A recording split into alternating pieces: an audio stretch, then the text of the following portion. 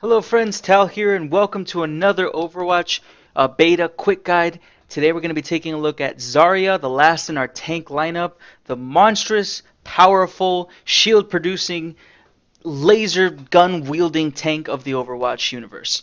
Now, before I go into details about her abilities, I just want to go ahead and mention, as with all my Overwatch quick guides, Overwatch is a game that is meant to be played switching and adapting on the fly to the situation at hand, whether that be the map, friendly team, your enemy team, or advantages or disadvantages that you can push to basically secure your team a victory. As such, I go ahead and take a look at all these quick guides in the practice range, which is a wonderful addition that Blizzard has added to allow you to kind of practice your different heroes and get a good feel for how to play them before you go into an actual match in a stress-free environment. With that being said, today we're taking a look at, not that, today we're taking a look at Zarya, the last tank here in Overwatch, my quick guide series. Now, her ultimate is the Graviton Surge. What this does is that it creates a gravity well that'll pull enemy heroes into the middle, not let them move. They can still use abilities, they can still fire. And in fact, as Tracer, I have been able to use all three of my shift abilities and a reversal to get out of the gravity surge. But for most heroes that don't have that crazy amount of mobility, they'll be sucked into the middle, making them easy pickings for your team. Your shift ability actually creates a damage barrier around you. This will absorb shots, and it has an interaction with the particle cannon, which I'll talk about a little bit later. Her secondary ability puts a barrier very similar to yours on an ally. It does not last as long, but it also has the same amount of interaction with your gun. So your gun is your particle cannon. When you use your primary ability on it, it shoots a short range like laser beam that'll hit people.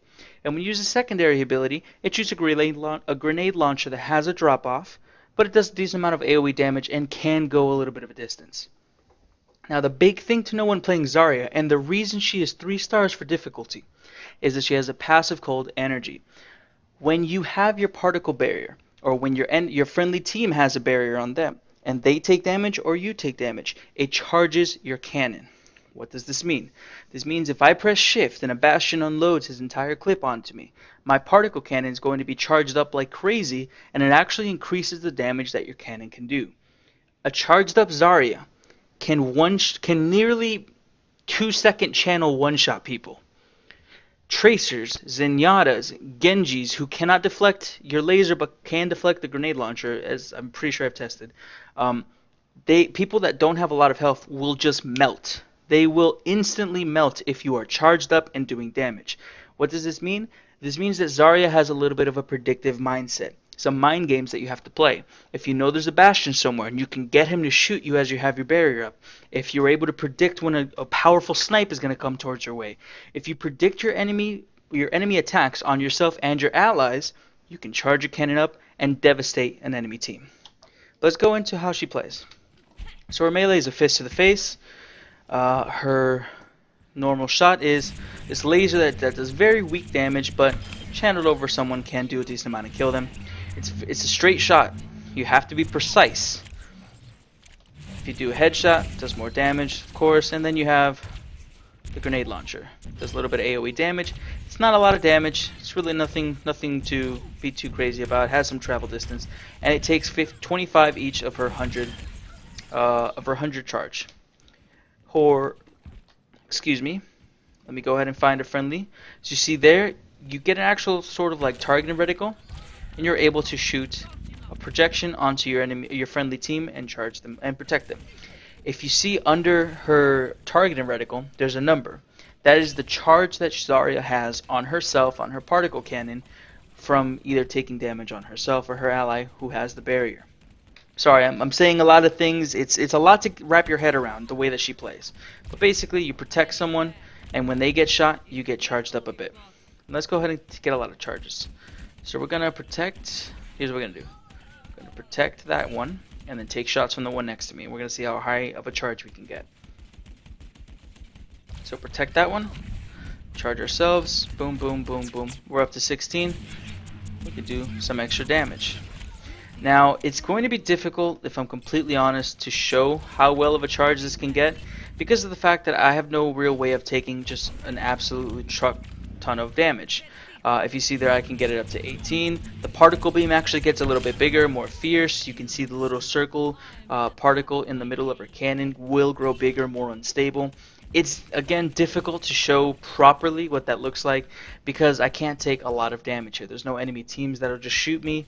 I don't really want to leave the practice range to try to set this up to show, but suffice to say, it can get very, very powerful, and you just have to take my word on it. You will melt tracers, Genjis, you will even melt other tanks if you have it charged. If you have it charged to 100, you just become the absolute monster of the battlefield. But anyways, now I want to go ahead and show you the ultimate. Just wait for a couple of them to get grouped up. Boom, shoot it right there. Pulls people in, makes them easy targets for you to destroy, and then you can shoot a couple grenades in or watch your friendly team just destroy them. So without a charge, Zarya is honestly not that threatening. She can't do much of anything. She's not someone that you need to watch out for, that you need to be afraid of. She's just not going to do enough damage to really cause a problem. And even with her high health pulls, she'll be easy pickings for normal heroes.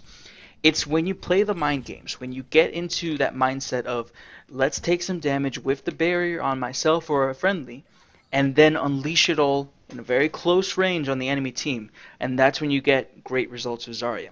She can just eat big explosions like the tire from Junkrat. She'll just take the explosion as long as you have your barrier up and you won't die.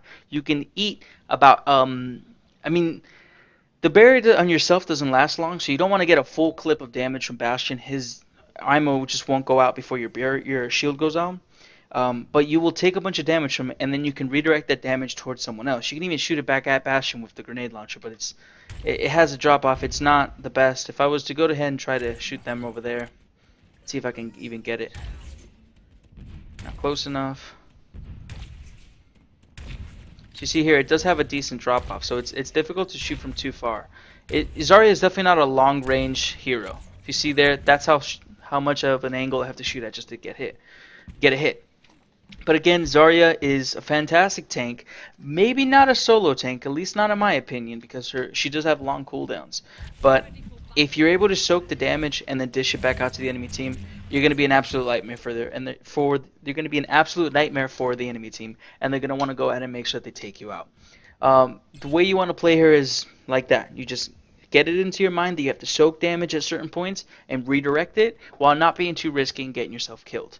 But you generally want to stay around your team because you are able to provide them those shields from a decent distance, and that does help you go ahead and take out the enemy team. But anyways, this has been my quick guide here to Zarya and the Overwatch beta. I cannot wait for it to come out and everyone to go ahead and try out these different heroes. If you did like this video, please comment, share, subscribe. Give me a thumbs up if you can. It actually helps out a lot more than you guys could possibly imagine. And it lets me know the type of things that you guys want to keep seeing. I don't want to create content that, even though I think is fun, maybe not everyone cares about watching. But anyways, I hope you guys have a wonderful day, and I thank you for watching.